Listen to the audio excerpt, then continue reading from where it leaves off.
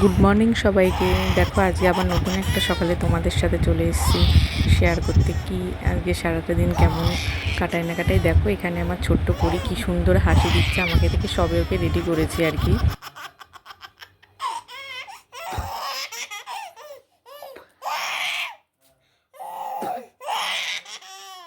এরপর দেখো ওকে আমি কোলে নিয়ে নিচ্ছি, ও আমার কাছে আসতে চাইছে ওই জন্য কোলে নিয়ে নিলাম।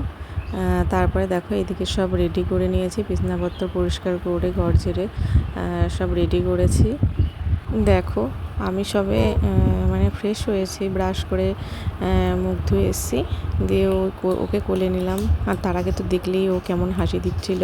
দেখো এবার আমি দুপুরে স্নান টান করে রেডি হয়ে এসেছি পুজো দেওয়ার জন্য। সকালের পুজোটা যেহেতু মা দিয়ে দিয়েছে, আমি দুপুরে পুজো দিচ্ছি। কারণ দেওয়ার কারণও আছে একটা, কারণ হচ্ছে আজকে আমি গোপাল সোনাকে নতুন একটা জামা পরাবো সেই জন্য। আর মা ওইদিকে রান্না টান্না করছে, আসতে দেরি হয়ে যাবে, ওই জন্য আমিই পুজোটা দিয়ে দেবো, সেই জন্য আমি রেডি হয়ে এসেছি। দেখো দেখো আমি এদিকে গোপাল সোনাকে নতুন জামা পরিয়ে রেডি করে বসিয়ে দিয়েছি। কেমন লাগছে অবশ্যই তোমরা জানিও। এদিকে আমার পুজো কাজও শেষ। এরপরে দেখো আমি একটু সাজুগুজু করে নিয়েছি, দেখো আমাকে কেমন লাগছে অবশ্যই জানিও। আর সাজুগুজু করেছি একটাই কারণ, আমি আমার বড়বাবুর সাথে দেখা করতে যাব। না দেখা না, আসলে ও আজকে অফিস থেকে বাড়ি আসেনি, সোজা বাজারেই আসবে। ওখানে একটু আমাদের মার্কেটিং করার আছে, তো তাই জন্য আর মনার কিছু জিনিসও কেনা থাকে। বেশিরভাগ মার্কেটিং এখন আমার মনার জন্যই করতে হয়, তো সেই জন্যই আমি রেডি হয়ে নিয়েছি। এরপরে দেখো আমি রেডি হয়ে টোটোয় উঠে পড়েছি, উঠে আমি এখন যাচ্ছি, দিয়ে বাস ধরবো। বাস থেকে গিয়ে তারপরে আমি ওর সাথে দেখা করবো। এখন টোটোয় করে যাচ্ছি, ফাঁকা রাস্তা, কিছু পিকচারও তুলছিলাম। যাই হোক দেখো আমি চলে এসেছি, ওর সাথে দেখা হয়ে গেছে। এই মাসিটা ওর কাছে আম কিছু কিনে দিতে বলছিল, তাও মাসিটাকেও আম কিনে দিল আর পয়সাটা দিল। এই চারটে গেলাম বাবা, ভালো থেকে তো বাবা। উনি আমাকে কি বলে গেল, ওনার এই কথাটা যেন আমার আশীর্বাদের মতো। যাই হোক ওনার কথাটা শুনে আমার ভীষণ ভালো লেগেছে। আর দেখো আমরা চলে এসেছি আর একটা জায়গায়, তো আমরা এক জায়গায় খেতে এসেছি। দেখো তা এত বৃষ্টি পড়ছিল, তারপরে আবার এখানে একটা বেবি রাইস সেরিমনি ছিল, ওই জন্য ভিড় ছিল। দেখো আমরা লাইনে দাঁড়িয়েছিলাম, তো টিকিট কেটে তারপরে ঢুকতে হচ্ছিলো, তো একটু দেরি হয়ে গেছিলো। এরপর দেখো ও টিকিট কেটে এনে দাঁড়িয়েছিল আমার পাশে, তো আমি সেই সুযোগ একটু ভিডিও করে নিলাম। আর অনেকেই দাঁড়িয়েছিল আমাদের মতো। তো এরপরে দেখো আমরা ভেতরে চলে এসেছিলাম, আর ও ফোনে খাবার অর্ডার করছিল যে কী খাবো। তো ও এমনিতে ভিডিও করতে খুবই লজ্জা পায়, তো আমি সেই সুযোগে টুক করে ওর ভিডিও করে দিচ্ছিলাম। ও প্রথমে বুঝতে পারিনি। তো এরপরে দেখো আমাদের খাবার সব চলে এসেছে, ছিল মটন কষা, স্যালাড, মিক্সড ফ্রাইড রাইস, আর দু একটা জিনিস ছিল, সেগুলো এখন আসেনি, সেগুলো আমি দেখাতে পারছি না। এদিকে ও তো খাওয়া শুরু করে দিয়েছে, আমি এদিকে ভিডিও করতে ব্যস্ত, আমার তো খাওয়া অনেক লেট হয়ে গেছে।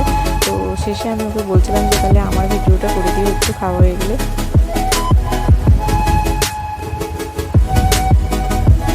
আর দেখো এখানে আমি এখন খাচ্ছি, তো উল্টো করে ক্যামেরাটা ধরেছিল, ওই জন্য আমার ছবিগুলো সব ভিডিওটা পুরোটাই উল্টো দেখা যাচ্ছে, তোমরা কিছু মনে করো না। আর আমি তখন প্রথমে বুঝতে পারিনি, তো দেখছি ও পরে ভিডিও করছে, তাই আমি একটু হেসে দিলাম ঠিক করে। আর এই যে খাচ্ছি, সব থেকে বড়ো কথা আমার, আর খেতে তো ভীষণই ভালোবাসি, আর খাওয়াতেও ভালোবাসি লোকজনকে।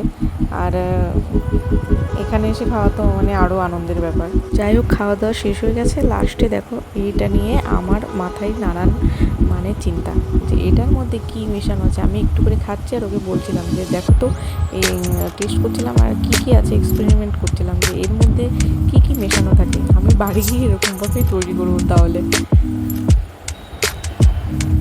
কিন্তু যাই হোক সমস্যার সমাধান আমি বের করতে পারিনি, এটা আমার মোটেও দিয়ে ভালো লাগেনি খেতে, আর এর মধ্যে কী মেশানো হচ্ছে সেটাও বুঝতে পারিনি। তো শেষে দু একবার খাওয়ার পরে আমি আমার বড়বাবুকে দিয়ে দিয়েছিলাম, ও খেয়ে নিয়েছিল।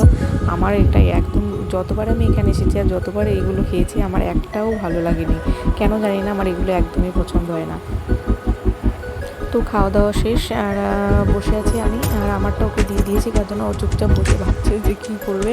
তো তো আর আমরা কিছু খাবার অর্ডার করেছি বাড়িতে নিয়ে যাওয়ার জন্য, সেই জন্যই আর কি অপেক্ষা করছি। আমি তারপরে বাড়িতে চলে এসেছি।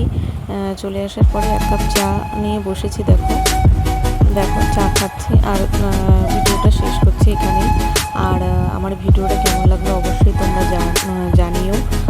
আর আমাকে প্লিজ সাপোর্ট করো, কারণ তোমাদের সাপোর্ট ছাড়া কোনো কিছু সম্ভব নয়। আর আমাকে প্লিজ সাপোর্ট করো, কারণ যাতে আমি আরও নতুন নতুন ভিডিও তোমাদের সাথে শেয়ার করতে পারি। আর আমার ভিডিওগুলো কেমন লাগছে অবশ্যই জানিও। আর প্লিজ আমার চ্যানেলটা সাবস্ক্রাইব করে দিও তোমরা সবাই, আর যাতে আমি আরও ভিডিও ভালোভাবে বানাতে পারি। সেই জন্য বাই, দেখা হচ্ছে আবার।